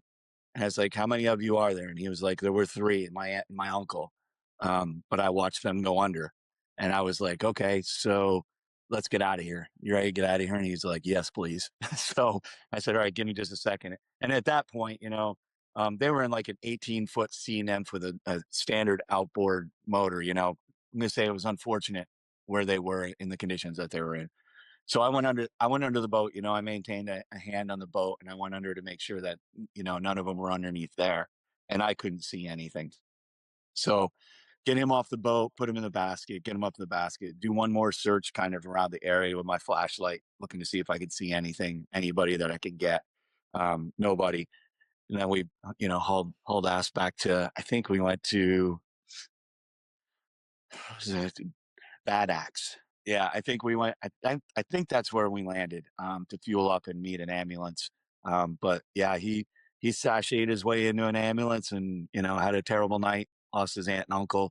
None of them had a life jacket on. It's terrible, terrible stuff. So Yeah. and then we went back to Traverse City. So, but yeah, that was that was a good case for me, not so much for him, I guess.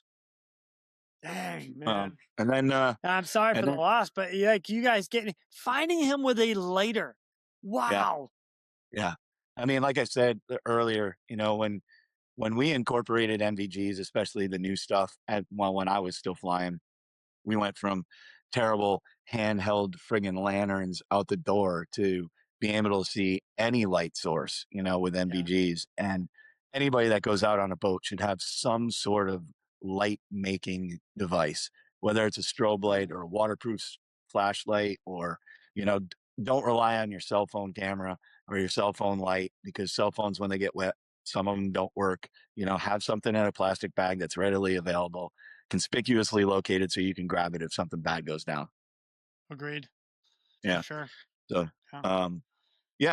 that was Traverse City in a nutshell, other than, my son being born in Munson and the whole deal. And I love that area, love that town, loved everything about it. And I was sad to leave, but when I made chief when I was in Traverse City, and that's when I left.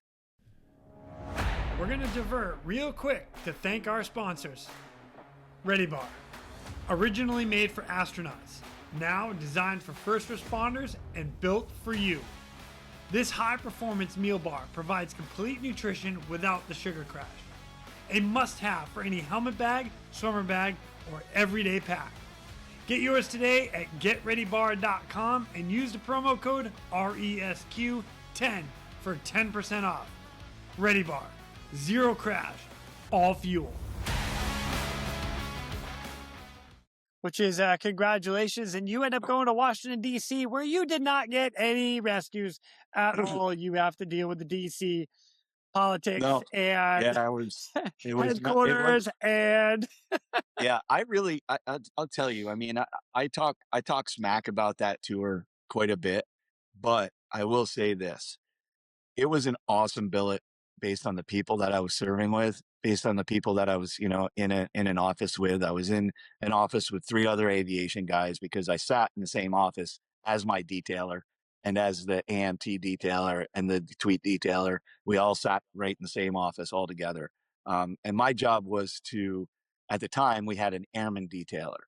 So as the airman program was spooling up, my job was to make sure that their flight physicals were squared away. I actually sent them to their billets. And I had a lot of opportunities to make a difference in people's lives based on, where they wanted to go, and based on communicating with commands. Like I probably have 50 to 60 challenge coins that were sent to me by commands based on my communication with the command. Hey, is this kid worth fighting for? Is he a problem kid? If he's from Detroit, is he a kid I should send back to Detroit? Or is he gonna run with the wrong crowd? Because they know those guys better than I do, right? Has he been a disciplinary problem? Or is this a kid that you give your full consent on, So I handled a lot of really cool situations for individuals that were going into aviation, in regards to whether, their mom was sick, or if they hadn't been, one kid was stationed in Guam, and he was from someplace in Cape Cod, and he had never, he hadn't been home in 2 years from Guam. Wow. And I was in the awesome spot to call him up and go, hey man, tell me a little bit about yourself. Talk to his command, and then station him at Air Station Cape Cod for his airman program. Wow, so that's cool. So it was kind of it was a fulfilling job. It just the place I was not a fan of. The commute. Obviously, you choose to live where you're going to live, but when you have a family, you're thinking about that as well. So I was an hour commute, down in Fredericksburg, riding in a 12-passenger, 15-passenger van every day, getting caught in ice storms between 2 concrete pillars for 4 hours. Just awful stuff. Awful stuff. But then the light at the end of the tunnel was our chief at Detroit wanted to get back to Alaska for some family stuff, and was going to short tour. And I sat with the detailer, and I was kind of like, hey, my wife's from Detroit. I'll go there tomorrow. And I ended up getting those orders, so I was only in DC for 2 years. And then went back to Detroit as the chief of the shop. And while you were there, you actually, there was an incident there which I'd like to elaborate on, which actually almost brought you to the next decision of your career. What happened? Yeah, so I can't remember how long I had been there. I only spent a year in Detroit from 2009 to 2010. While I was there, one of my duty nights, any of the other rescue swimmers that are listening can totally associate with this, especially 65 units. There was a night flight scheduled for two planes. I had duty that night, and got all my stuff ready. Knew the two planes were going out, and I was walking out to the ramp to go to my duty plane. I got to my duty plane, and they're like, "Hey, no, you're going to go with the other plane and do swimmer work with them first, and we're going to do some catches and matches and some instrument approaches and stuff like that." To make a long story short, I went over to the other plane. I was like, "Hey, I guess I'm going with you guys tonight, and we'll go do swimmer work." And so I loaded all my stuff in there, which makes them the ready plane now. And we take off, both helicopters take off. We get up off of Port Huron where we're going to do our work. And we're flying, and an incident occurred where the helicopter ended up impacting the water. The not the helicopter I was on, the other helicopter with my duty crew, impacted the water. We get back to Air Station Detroit. We hear that 41, which was the safety boat on site, was able to pick up everybody out of the water. Everybody was fairly healthy, bumps and bruises and stuff like that. And I got back and landed and went up to the ops center, and was like, okay, what can I do? And of course, everybody's on the phones. Everybody's doing everything. First thing I did was I called my wife and I said, hey, there's been an incident. I'm fine. We've got a helicopter in the water. Everything's getting dealt with, blah, blah, blah, this and that. And then, the procedures and everything takes place from there. And then it kind of sinks in, that decision by somebody else or dumb luck, whatever it may be, after the helicopter was recovered out of the water, and everything was taken a look at, like the section where I would have been sitting was completely destroyed. And who knows, I can't say that I wouldn't have been able to get out. I can't say that anything would have happened to me. I don't know, honestly, other than the grace of God himself, how those three crewmen did not get more severely injured. But that was a wake up call for me, in regards to that's as close as you ever want to be to anything like that. Especially, like the first thing that comes into mind is, other folks that weren't so lucky. Yeah. So Right.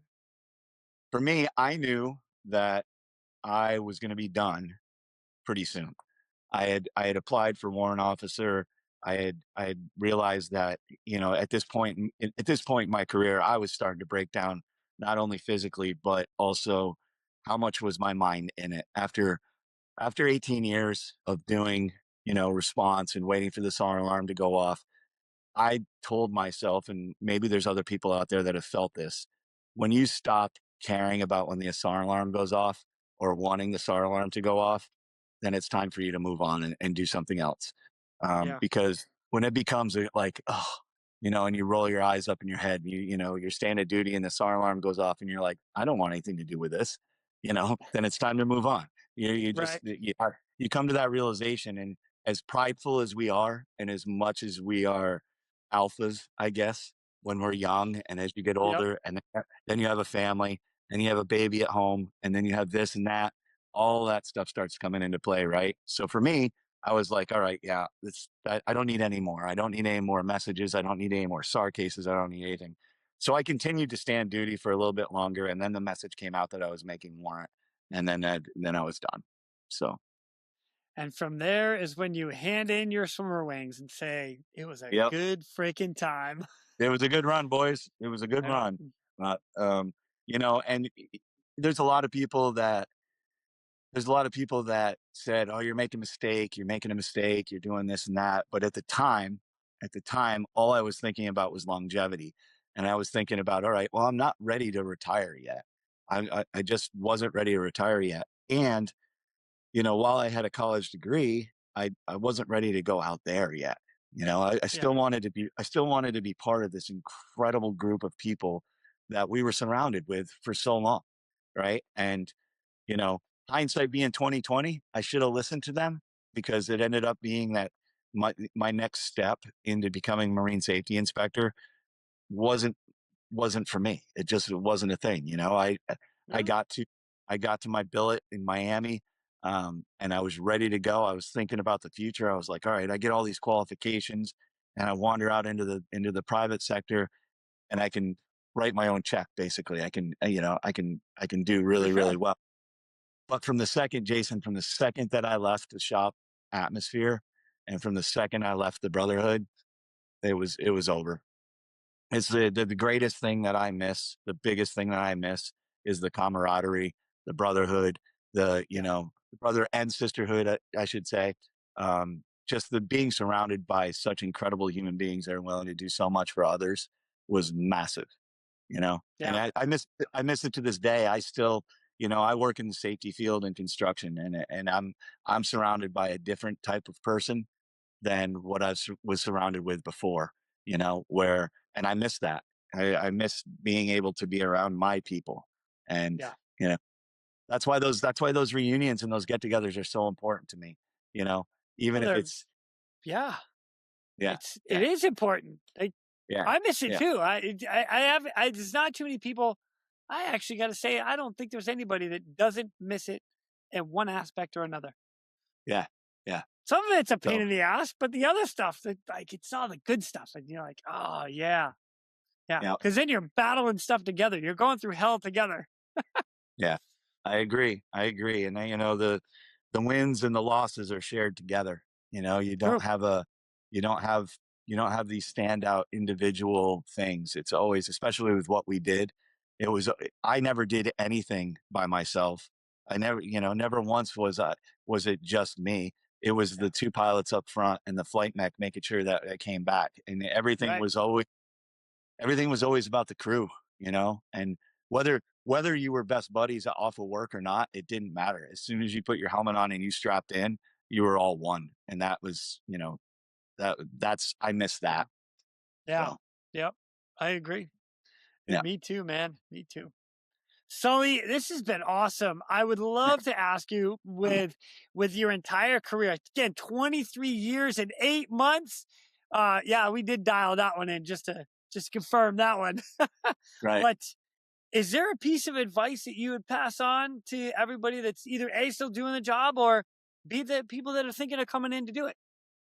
I think that, A, for the people that are still out there doing the job that listen to this, try to realize, like, my last point. There's nothing about this that's individual. There's nothing about what you do is individual. Everything is based on everyone in that crew being able to work together. Everything is based on everyone in that shop being able to work together, doing the work, lending a hand. Like, I don't know how things are out there right now. It's been forever since I've been on a hangar deck, but when you get back from a flight, help with the post flight, you know, be part of that, be part of the pre-flight, be part of all that, because once you're showing that you're not just a piece of gear, things change a lot. It's one thing that old school guys, I think, can attest. Guys that listen to this, that used to be part of it. The plane would get back, hey, go get changed out, go back and help post flight the plane. Yeah. For the people that are thinking about doing it, I could say this: you will have no more rewarding experiences or career than if you become a helicopter rescue swimmer, or you become a flight mech, or you become, whatever it might be in the Coast Guard. Things are different now than they were. We got away with a lot more. We had a lot, we didn't have cell phones. We we all didn't that have stuff. video. No, we didn't have video. Probably a good thing. There's some video out there, but other than that, just always stay focused on your goals. There's nothing that you can't accomplish. Me making it through swimmer school is by far one of the biggest examples I use, because if you don't quit, you're gonna be just fine. Just don't quit. Just don't quit. Oh, Just yes. don't quit. They're there. Just They're there. don't quit. The instructors that are there now and the physical fitness stuff that is there now is so far above and beyond. And I mean, no disrespect to the people that trained us, that trained me at school, because they were incredible. But the knowledge now and the, about physical training and all that stuff is so much better than when it was when I went through. you just had to be big and dumb and stupid and not quit. Right now, Yeah. now you are physically superior. I mean, the things that they do now, these kids, I see what they're doing, and it's amazing. And then, of course, in the beautiful words of my dear friend Matt High, who will definitely watch this, always have a backup plan, because you just don't know. You may make it all the way to the last week of swimmer school, and your Achilles gets torn or something happens. Always have a backup plan. Set yourself up to be successful on 2 avenues, and so you have something that you can fall back on.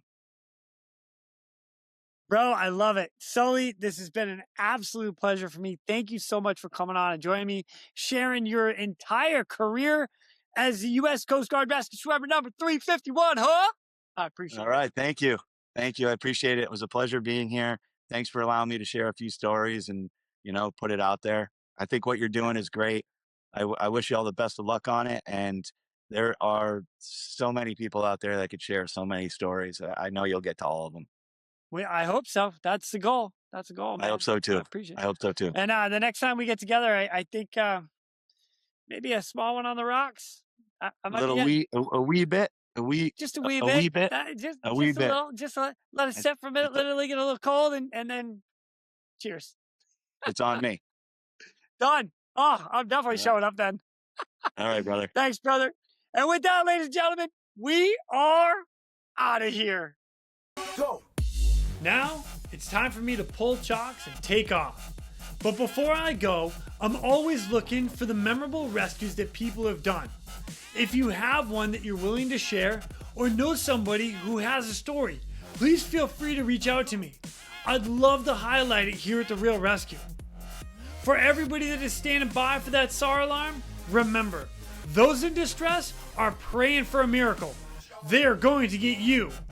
So until next time, fly safe and swim hard. Thank you for joining me today here at the Real ResQ Podcast, powered by Vertical Helicast. We'd also like to say thank you to our sponsors for this episode.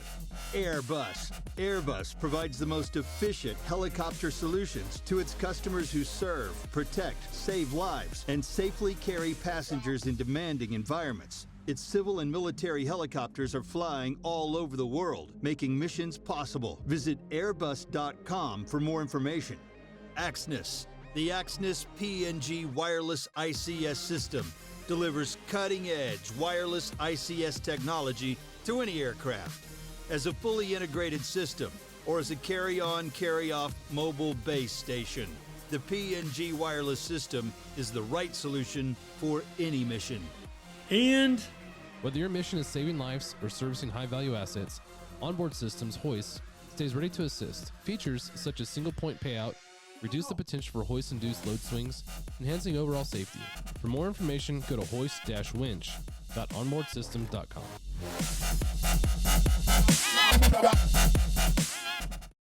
Sully, I love to have like a little side plug in the very end of this, and I love to know what the funniest story for a swimmer training flight that you might have incurred.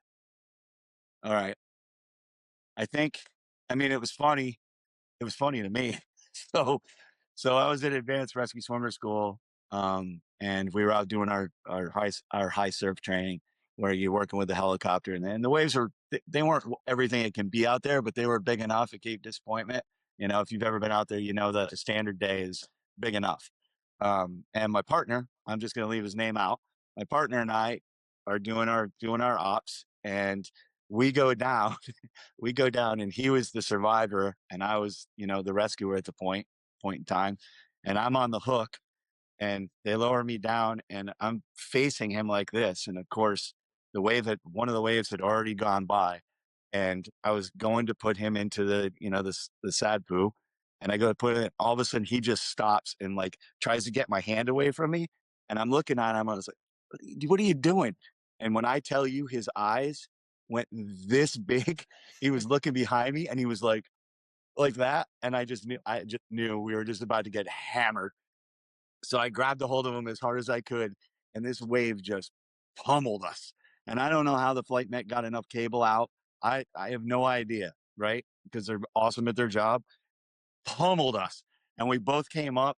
My mask and snorkel was gone. He was missing a glove. His fins were gone. Dude, we just got yard sailed. Just everything was everywhere. Came up and I got the strap around him and they pulled us up. We were missing all kinds of gear. Both of his flares were hanging out of his TriStar. We just got smoked. And once we got up into the plane, I started laughing about it. I was like, I guess we're done. We don't even have any of our shit. It's all gone. So, yeah, we got smoked. And it was probably all our fault, right? We probably didn't have our fins fit properly. Mask and snorkel should have been a little tighter. Anybody ask, you're like, yeah, you didn't have your shit right. But yeah, that was pretty funny. Dude, Yeah. thanks for sharing, Sully. I appreciate that one. You're welcome. You're welcome, man.